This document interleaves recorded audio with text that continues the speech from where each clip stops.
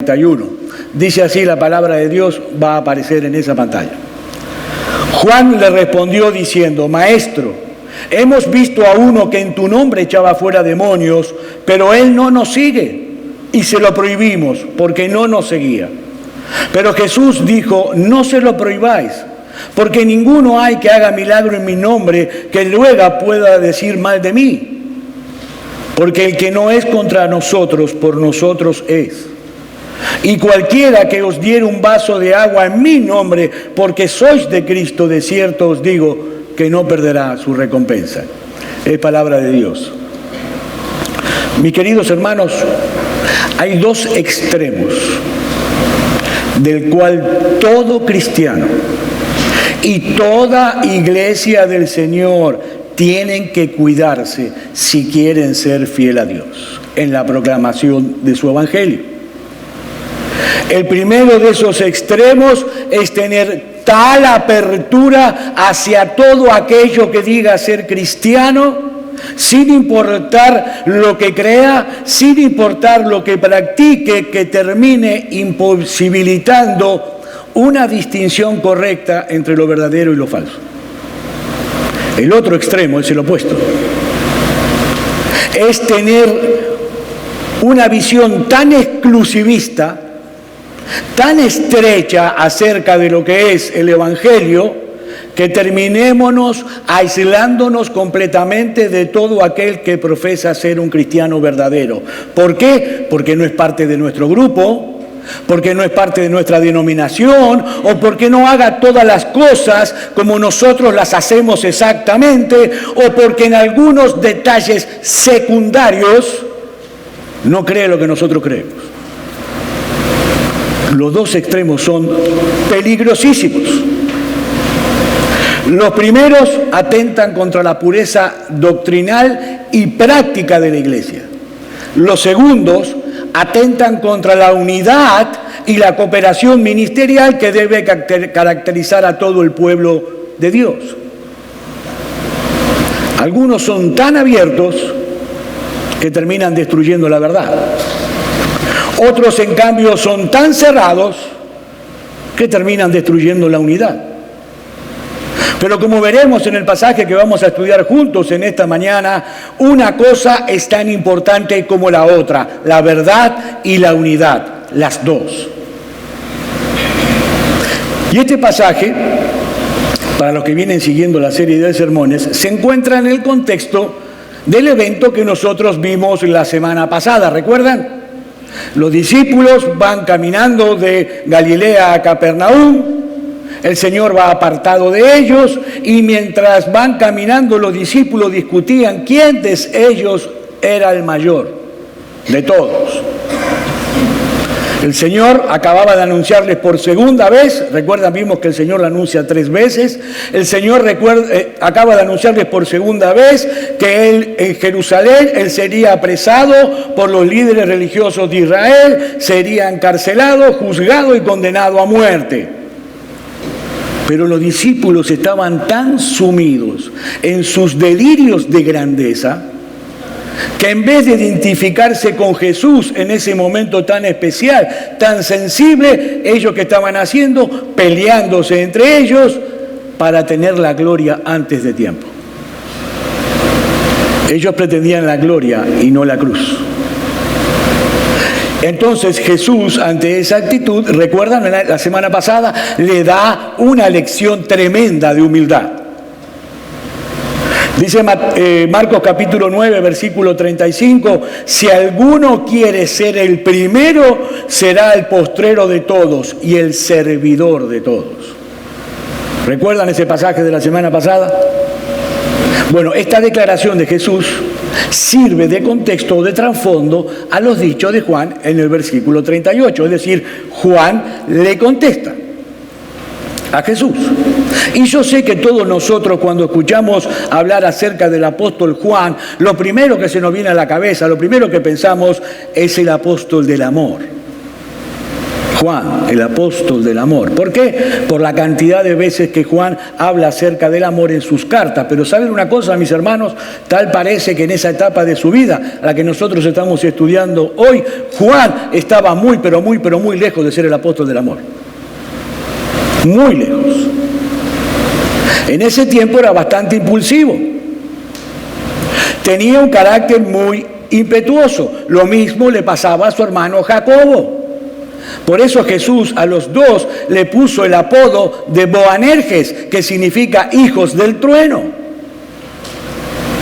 No tenían un carácter muy compasivo.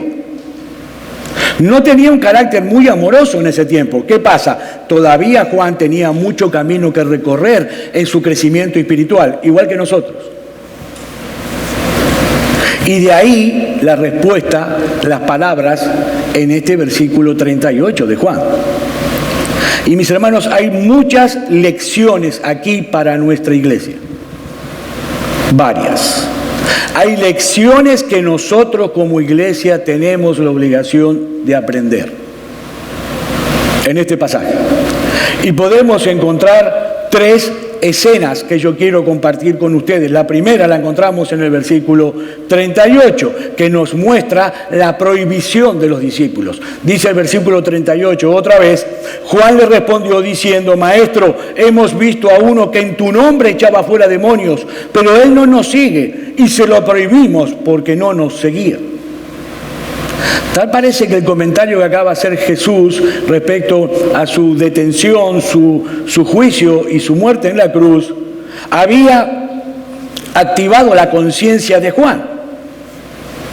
Ese incidente quedó en el pasado, pero Juan ahora quería saber si ellos habían actuado bien, correctamente, al haber hecho lo que hicieron. Por eso le dice lo que le dice al Señor Jesús. ¿Y qué era lo que hicieron? Bueno, se habían encontrado con un individuo que estaba echando fuera demonios en el nombre de Jesús y ellos trataron de impedírselo. Ahora, nosotros no sabemos quién era este hombre, ni cómo se llamaba, ni dónde vivía, porque el Evangelio de Marcos no lo dice, la Biblia no lo dice, pero sí podemos extraer de este pasaje tres cosas con respecto a este hombre. En primer lugar, era un verdadero creyente. Y Jesús lo asume. Mis hermanos, él no estaba echando fuera demonios con un conjuro mágico. Él estaba echando fuera demonios en el nombre de Jesús. Era un creyente. En segundo lugar, era un creyente que estaba haciendo cosas extraordinarias. El texto dice que estaba echando fuera demonios y el tiempo que del verbo que hay aquí nos da la idea de que estaba echando fuera demonios una y otra vez, no es algo casual, algo que él estaba haciendo constantemente. Y en tercer lugar, aprendemos que este hombre evidentemente no era parte integral del grupo privilegiado de los apóstoles. Es decir, no era parte de los 12. Pero los apóstoles eran demasiados exclusivistas. Eran muy estrechos de mente y de visión para tolerar semejante situación. Noten algo importante, hermanos. Ellos no trataron de impedírselo a este hombre porque él estaba predicando falsas doctrinas. No. Ni tampoco trataron de impedírselo porque él estaba viviendo una vida pecaminosa que no respaldaba su predicación o su vida de fe. No, mucho peor. Juan le dice: se lo prohibimos porque no nos seguía a nosotros. No a Jesús, a nosotros. Es decir, se lo prohibimos porque no es parte de nuestro grupo. Ese era el verdadero problema de los discípulos. Este hombre no era parte de los privilegiados que estaban en el entorno cercano de Jesús. Ahora, no olvidemos un detalle importante aquí. Y para los que siguen los sermones lo van a recordar. Unos días antes, el Señor Jesús desciende del monte de la Transfiguración y se encuentra a los 9 apóstoles que quedaron debajo del monte completamente frustrados. ¿Recuerdan? discutiendo con los escribas. ¿Por qué? Porque ellos no habían podido ayudar a un muchacho que tenía exactamente el mismo problema que estaba atendiendo este hombre. Ese muchacho estaba endemoniado. Y nuestro texto nos enseñaba que ellos habían fracasado en su intento. ¿Por qué? Por su falta de fe y su falta de oración. ¿Qué había pasado? Ellos habían confiado en sí mismos y habían fracasado por completo. Pero ¿qué pasa? De repente aparece un hombre que no es parte del clan, parte del club, parte del grupo, que en el nombre de Jesús estaba haciendo una y otra vez exactamente lo que ellos no pudieron hacer. Y mis hermanos, no es muy difícil darse cuenta que estos dos incidentes están íntimamente ligados entre sí. Lo que tenemos aquí aparentemente es un caso de envidia ministerial de parte de los apóstoles. Tal parece que los discípulos se sintieron amenazados, se sintieron avergonzados por el éxito ministerial de este hombre que no pertenecía a su grupo. Los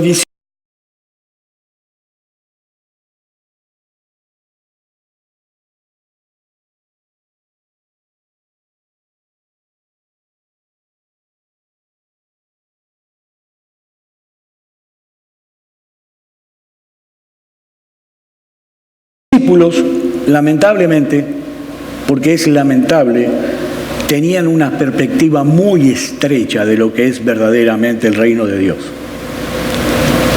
Este hombre realmente estaba echando fuera demonios y lo estaba haciendo en el nombre de Jesús. Es decir, que muchos hombres y muchas mujeres estaban siendo liberados por el poder de Dios a través del ministerio de este hombre. Su único problema, su gravísimo error, imperdonable de parte de los discípulos, es que no pertenecía al grupo apostólico. No es parte de nosotros. Este hombre no es parte de la comitiva que seguía a Jesús. Pero ¿saben una cosa, mis hermanos? Cada vez que él echaba fuera un demonio, estaba exaltando a Cristo, estaba proclamando a Cristo, estaba anunciando a Cristo como el Mesías de Israel. Pero los discípulos tenían una mente tan estrecha que ni siquiera se preocuparon en averiguar si este hombre entendía correctamente el mensaje que Cristo predicaba. La única razón por la cual trataron de impedir que continuara con su obra ministerial es porque no era parte de ellos, porque no pertenecía a su grupo. Y mis hermanos queridos, debemos confesar con vergüenza que ese espíritu exclusivista es demasiado común dentro del pueblo de Dios. Muy común. Muy fácilmente olvidamos que todos nosotros somos parte de algo que es más grande, que es mucho más amplio que las cuatro paredes de esta iglesia. Que todos nosotros pertenecemos a algo que es mucho más amplio que el entorno de nuestro grupo. Todo cristiano debe estar interesado en el crecimiento del reino de Dios. Todo cristiano, aunque eso signifique en la práctica que otras iglesias tengan un éxito ministerial mayor que el nuestro. Nuestra meta no debe ser primariamente que nuestro grupo crezca. Nuestra meta no debe ser primariamente la ampliación de nuestro clan. Nuestra meta debe ser que el Evangelio de nuestro Señor Jesucristo se expanda por todo el mundo y que más y más personas sean traídas de la muerte a la vida por el poder de la palabra de Dios. Esa debe ser nuestra meta. Cuidado, hermanos míos, muchísimo cuidado con la envidia ministerial. Muchísimo cuidado.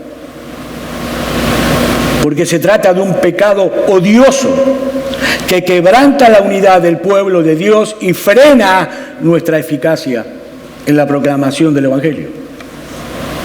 Noten en la segunda escena cómo Jesús responde a la palabra de Juan en el versículo 39. Pero Jesús dijo, no se lo prohibáis, porque ninguno hay que haga milagro en mi nombre que luego pueda decir mal de mí. El Señor Jesús no solo está corrigiendo aquí a los discípulos por lo que había pasado, por lo que le comentaron, sino que también está dando instrucciones precisas de lo que nosotros debemos hacer en el futuro si se presenta una situación similar. Dejen de hacer eso, dice el Señor. Dejen de hacer eso, esa es la idea.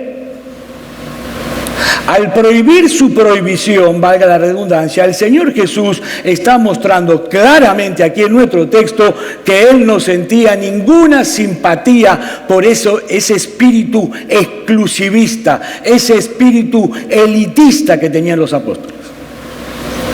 Lo que ellos habían hecho no surgió de un corazón lleno de celo por la verdad, no, había surgido de un corazón lleno de celo por el grupo.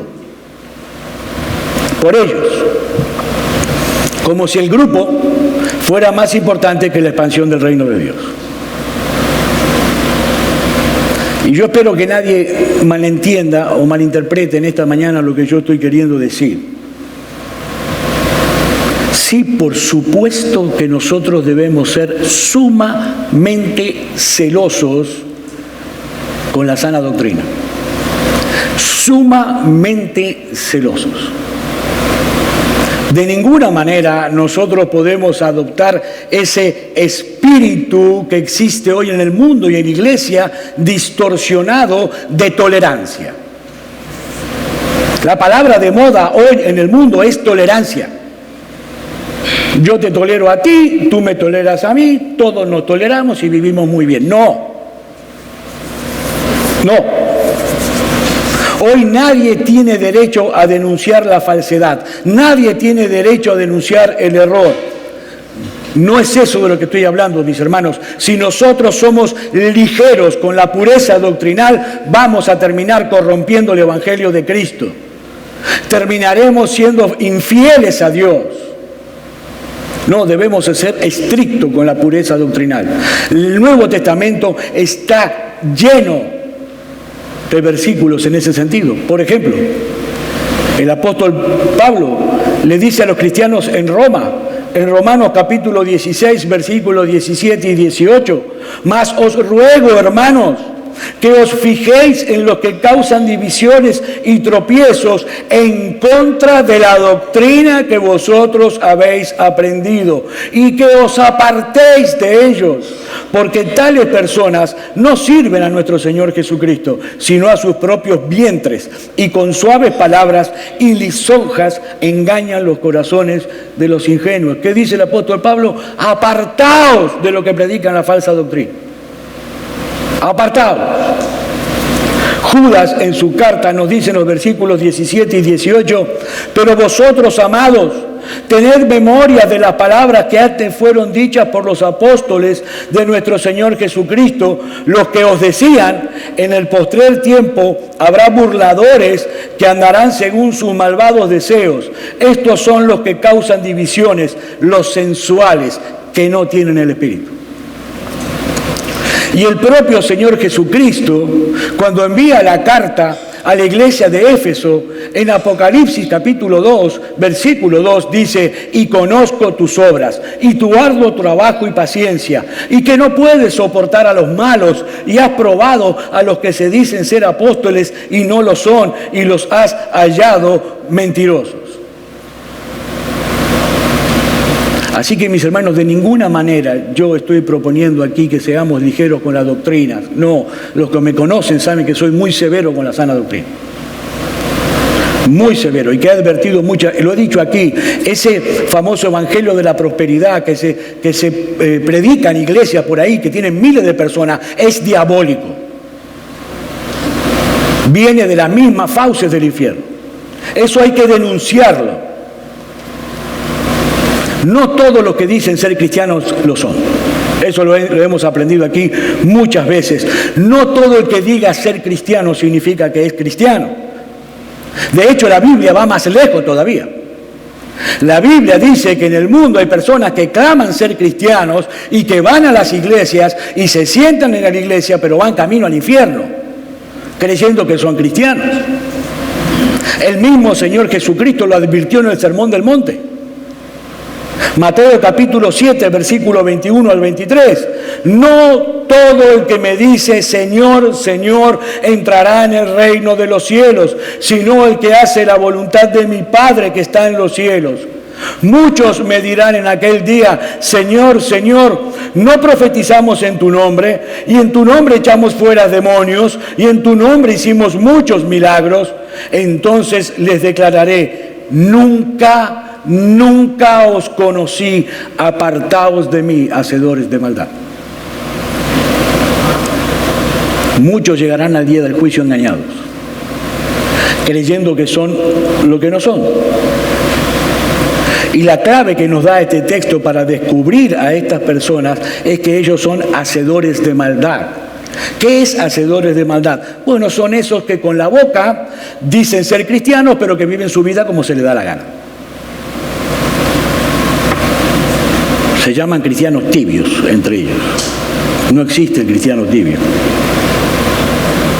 Llaman a Cristo Señor y Salvador, pero no se quieren acoplar o someter al señorío de Cristo en sus vidas. Son falsos cristianos, de la boca para afuera. Así que, mis hermanos, no es de eso que estamos hablando aquí, de una libertad absoluta, no. De lo que estoy hablando yo es de esa rivalidad ministerial que nos lleva a sentirnos amenazados cuando otros ministerios cristianos que realmente están predicando el Evangelio, realmente están teniendo un mayor crecimiento que nosotros. De lo que estamos hablando es envidiar e incluso entorpecer a otros ministros que están predicando a Cristo simplemente porque no pertenecen a nuestro grupo o a nuestra denominación, o porque en algunas cosas secundarias, y fíjense que estoy enfatizando la palabra secundarias, en algunas cosas secundarias no hacen las cosas exactamente como nosotros las hacemos. Cuidado con eso, porque es un pecado odioso. ¿Saben cuál es el antídoto para la envidia ministerial, mis queridos hermanos? El amor de Cristo. El amor de Cristo. Porque el que ama realmente a Cristo, ama la expansión de su reino, independientemente de quién tenga el mejor resultado en la proclamación del Evangelio. Noten cuál es la razón por la cual el Señor le prohíbe a los discípulos que sigan haciendo lo que están haciendo. Versículo 40. Porque el que no es contra nosotros, por nosotros es.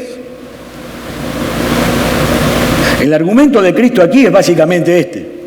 En lo concerniente al reino de Dios, no hay una sola persona del mundo que sea neutral. ¿Escuchaste eso, mi amigo? En lo que se refiere al reino de Dios, no hay una sola persona que sea neutral. O tú estás con Cristo o estás en contra de Cristo. No hay una tercera opción, no hay un tercer grupo. No existe la neutralidad. De hecho, en Mateo capítulo 12, versículo 30, nosotros encontramos este mismo principio que el Señor les da a los discípulos, pero de manera inversa. El Señor Jesús dice en Mateo 12, 30, el que no es conmigo, contra mí es, y el que conmigo no recoge, desparrama. O sea que, mi amigo, es muy claro, o tú estás con Cristo o estás en contra de Cristo. O tú estás entregado a Cristo con todo tu corazón, con toda tu alma, con todos tus sentidos, o tú lo reconoces a Él como tu Señor y Salvador, o tú estás en contra de Cristo. No hay ninguna otra posibilidad. Ese es el mismo principio que encontramos en nuestro texto, pero en forma positiva. El que no es contra nosotros, por nosotros es.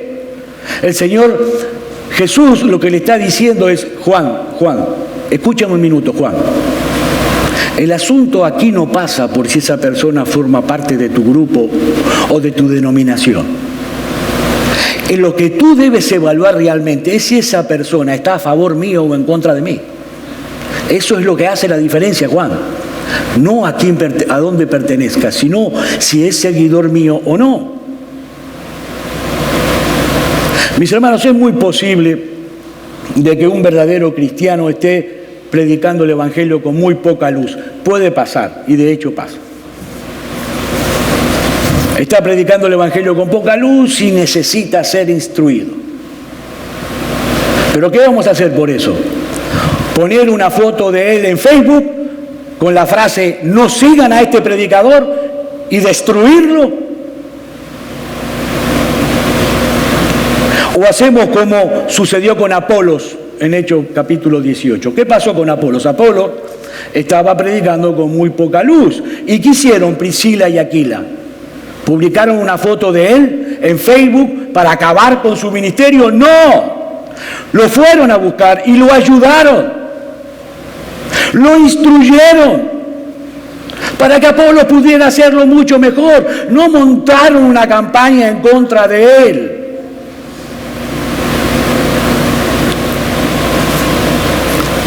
Pero tenemos una tercera escena en nuestro texto, en el versículo 41.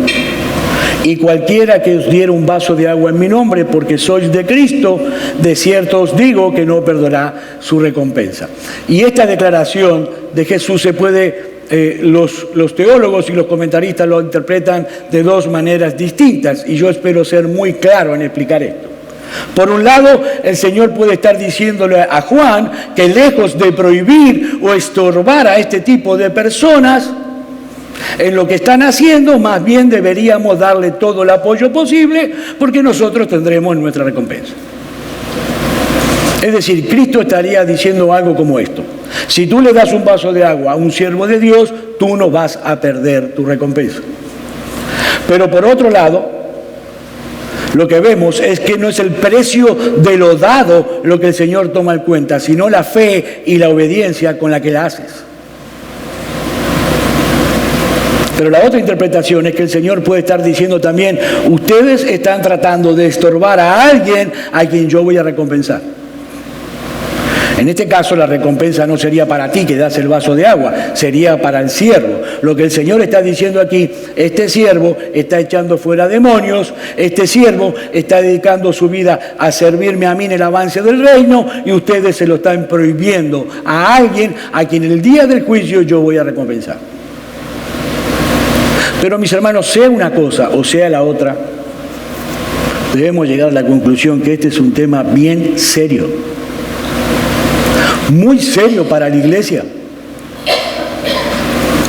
Repito, si bien es cierto que nosotros debemos mantenernos celosos para mantener la pureza del Evangelio, de la misma manera debemos tener mucho cuidado de no rechazar o estorbar a un siervo de Cristo que será recompensado aquel día, aunque él no sea parte de nuestro grupo, o aunque tenga algunas diferencias con nosotros en cosas que son secundarias. Para finalizar, mis hermanos, ¿qué aprendemos nosotros de este pasaje, de esta historia? Bueno, aprendemos por lo menos dos aplicaciones importantes. En primer lugar, tenemos que aprender como cristianos maduros que debemos llegar a ser, a diferenciar las doctrinas periféricas de las doctrinas cardinales, las doctrinas fundamentales, las doctrinas vitales del cristianismo. Mis hermanos, nosotros no podemos darle la misma importancia a la doctrina de la deidad de Cristo, a la doctrina de la Trinidad, Dios el Padre, Dios el Hijo, Dios Espíritu Santo, a la inspiración divina de las Santas Escrituras, a la salvación únicamente por gracia, únicamente por la fe, únicamente en Cristo, con la misma importancia que le damos a la doctrina del milenio o la doctrina del rapto de la iglesia, porque no la tienen. Porque no es así. No tienen la misma importancia. No podemos nosotros darle la misma importancia a doctrinas que son cardinales, fundamentales, al hecho de que si una iglesia adora con batería, o con órgano, o con instrumentos de viento, o con coro, o sin coro. Son cosas secundarias. Nosotros tenemos que aprender a diferenciar lo que es realmente esencial de lo que no lo es. Mis hermanos, es utópico pensar que de este lado de la eternidad, todos y cada uno de los creyentes que existen en el mundo van a pensar en todas las cosas igual. Eso no pasa ni siquiera dentro de la iglesia. Es utópico. Y no porque la Biblia sea imperfecta, no, porque la Biblia es perfecta, porque es la palabra de Dios. Somos nosotros los que somos imperfectos. Somos nosotros los que tenemos limitaciones y las vamos a seguir teniendo de este lado del cielo. Ahora, ¿cómo resolvemos este inconveniente? Bueno, hay algunos por ahí que dicen, bueno, vamos a olvidarnos de las cosas que nos separan y a enfocarnos solamente en las cosas que nos unen y vamos a formar una gran organización de cristianos. No. Absolutamente no, la Biblia no habla de eso. La Biblia habla claramente de iglesias locales, independientes cada una de las otras. No podemos desestimar esas cosas como cosas sin importancia o lo que es peor, tratar de imponer a la fuerza nuestros criterios sobre los demás. Pero un comentarista escribió respecto a esto, es esencial reconocer que no debe ser permitido que esas diferencias de entendimiento entre cristianos por cosas secundarias trascienda la verdad que nos hace uno en Cristo. Somos uno en Cristo. Somos el pueblo de Dios. Cuando estemos en el cielo y seamos perfectos, obviamente nuestra comunión será perfecta. Y no habrá ninguna diferencia entre nosotros. No seremos afectados por las malas interpretaciones de la Biblia, pero eso será en el cielo, mis hermanos, no aquí. Pretender esa realidad ahora y aquí es intentar construir un hermoso y gigante castillo en el aire. Así que el asunto no pasa por olvidar lo que nos separa y enfatizar solamente lo que nos une. No, la solución está en aprender a manejar las diferencias con madurez y con amor cristiano. Ese es el secreto.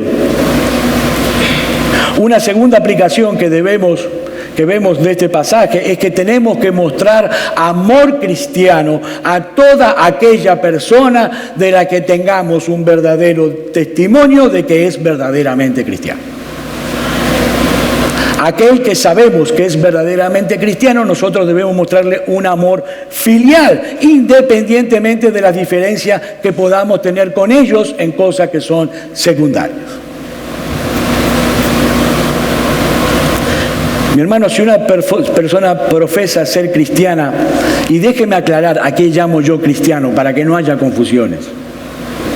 Es decir, yo estoy diciendo una persona que acepta que es un pecador que merece el infierno por causa de sus pecados. Alguien que ha confiado únicamente en Cristo para el perdón de sus pecados y el don de la vida eterna. Y muestra en su vida marcas claras de haber nacido de nuevo, de ser una nueva persona. A esa persona nosotros debemos mostrarle un amor cristiano, aunque en algunas cosas no estemos de acuerdo con ella. Eso no quiere decir que podamos trabajar juntos en proyectos comunes, porque eso depende de varios factores, entre ellos la similitud de la doctrina o la similitud en la visión ministerial. Hay iglesias con las que nosotros no podemos caminar, y iglesias con las que podemos caminar un paso, otras 100 pasos y otras hasta la luna. Pero mis hermanos, lo que esto significa es que nosotros debemos dispensarle un trato filial a esa persona que demuestra ser cristiano, porque él es hijo de nuestro mismo Padre que está en los cielos.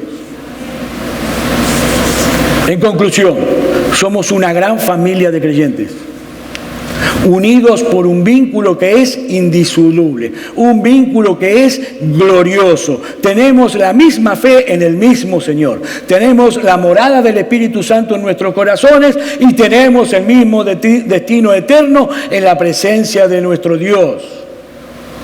De este lado del cielo, esa comunión no será perfecta. Pero todos anhelamos de todo corazón la llegada de aquel día en que los redimidos del Señor, de toda tribu, de toda lengua, de todo pueblo y de toda nación, estemos adorando junto al Cordero y disfrutando de su comunión perfecta por los siglos de los siglos. Ahora, mientras lleguemos allá, mis hermanos, mostremos en la medida de lo posible la realidad de nuestra unión en Cristo. No menospreciando las doctrinas, no, sino sobreponiendo el amor a las diferencias. Dice un comentarista, tenemos que levantar paredes doctrinales bien claras, pero ojo, no levantes paredes tan altas que no puedas darle la mano al otro verdadero cristiano que está del otro lado de la cerca. Mi amigo, si tú estás esta mañana entre nosotros sin Cristo, yo quiero recordarte lo que dice nuestro texto. No existe neutralidad en el reino de Dios. No existe. O estás con Cristo o estás en su contra. Mira, aun si tú me dijeras, bueno, pastor, honestamente yo en ese tema soy indiferente. No quiero meterme en ese tema, no me interesa lo suficiente. Mi amigo, en este caso, no decidir es decidir. No decidir es decidir. Estás decidiendo ir en contra de Cristo. Mi amigo, si nunca te has visto a ti mismo como alguien que merece el infierno por causa de sus pecados, si nunca has decidido todavía renunciar a seguir viviendo para ti mismo, a seguir haciendo tu propia voluntad en vez de hacer la voluntad de Dios, si nunca has dejado de confiar en tu propia decencia, en tu religiosidad, para confiar únicamente en Cristo y en la obra de redención que Él llevó a cabo en la cruz del Calvario, mi amigo, lamento decirte que tú no eres cristiano. Aunque tú creas que sí, tú no eres cristiano y estás decididamente en contra de Cristo. ¿Cuál es la buena noticia? Que Jesús promete en su palabra recibir a todo aquel que viene rendido a sus pies, clamando por perdón y misericordia. Mi amigo, yo te ruego que no te vayas de este lugar perteneciendo a otro reino. Pídele a Dios que transforme tu corazón. Pídele a Dios que te dé la gracia de la fe. Pídele a Él que te dé la gracia del arrepentimiento. Mi amigo, Cristo vino a darnos vida y vida en abundancia. Mi amigo, no desprecies la palabra del Señor que has recibido en esta mañana. Ven a Cristo, ven a la cruz. Vamos a orar.